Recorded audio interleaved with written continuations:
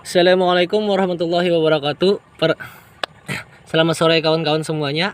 Berhubung ini channel baru dari saya dan ini video perdana dari saya, alangkah baiknya saya memperkenalkan diri kepada kalian semua. Perkenalkan, nama saya Muhammad Hendra. Saya salah seorang mahasiswa dari perguruan tinggi agama Islam atau yang bisa disebut dengan STAI Al-Falah Banjarbaru, dan saya sekarang baru berada di semester 1. Di sini saya akan membagikan sedikit dari ilmu bahasa Indonesia yang saya punya. Yang saya akan bahas ialah 1. Penggunaan kata di, 2. Pembinaan dan pengembangan bahasa, 3. Kedudukan dan fungsi bahasa Indonesia, dan keempat, ragam bahasa. Baiklah, tanpa mengulur waktu lama, kita masuk pada pembahasan pertama, yaitu penggunaan kata di.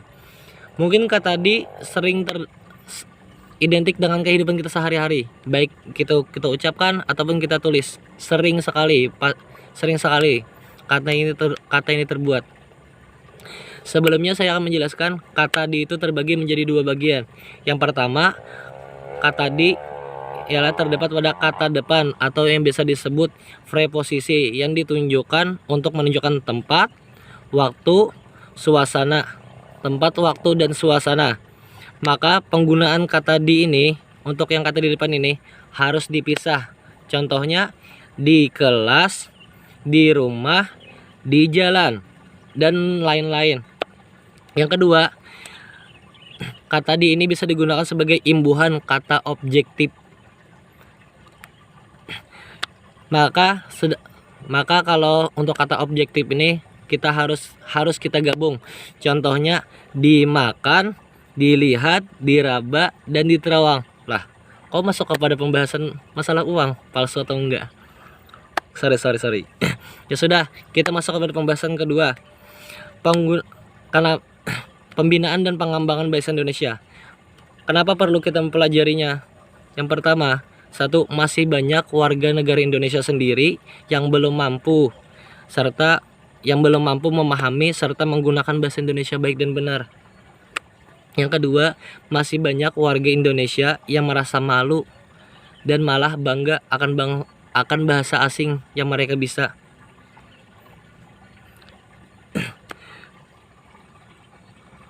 Sedangkan kita sendiri orang Indonesia, kenapa kita tidak bangga akan bahasa kita sendiri?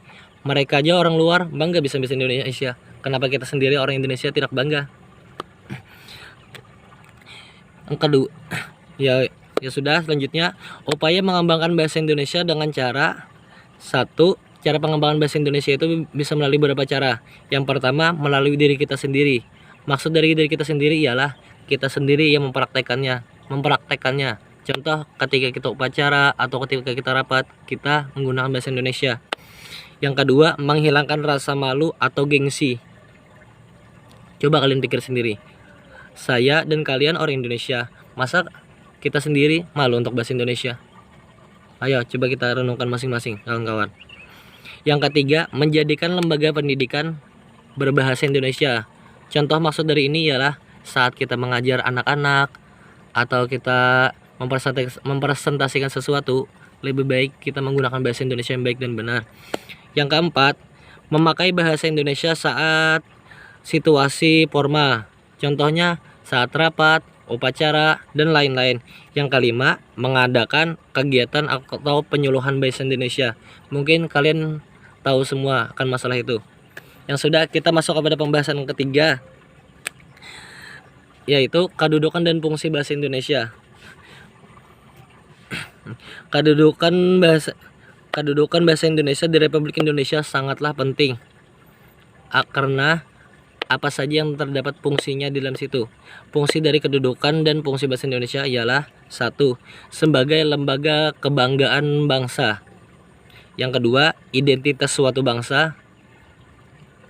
Contoh simpel maksud identitas bangsa ialah kalian walaupun orang mana saja dari Sabang sampai ke Merauke, kalau kalian masih menggunakan bahasa asing, orang masih bingung kalian itu orang asli Indonesia atau bukan. Sedangkan kalau kita berbahasa Indonesia, insya Allah orang sudah bisa mengerti, oh ini orang Indonesia, walaupun mukanya bule atau gimana.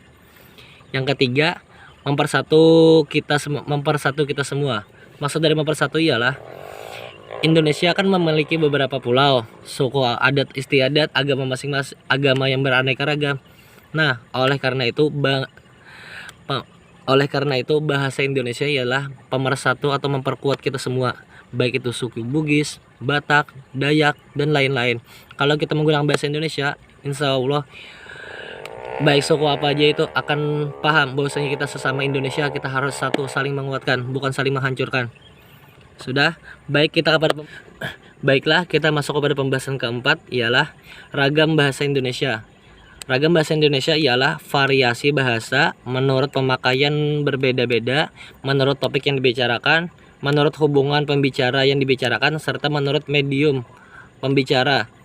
Fungsi bahasa Indonesia ialah pemersatu bangsa. Maksud dari pemersatu bangsa ialah dari Sabang sampai Merauke kita disatukan dengan satu bahasa, ya, walaupun sukunya bermacam-macam, bahasanya bermacam-macam, adat istiadatnya bermacam-macam, ataupun agamanya bermacam-macam, kita semua ialah satu, tetap satu bahasa, ialah satu bahasa Indonesia. Pada umumnya pemakaian bahasa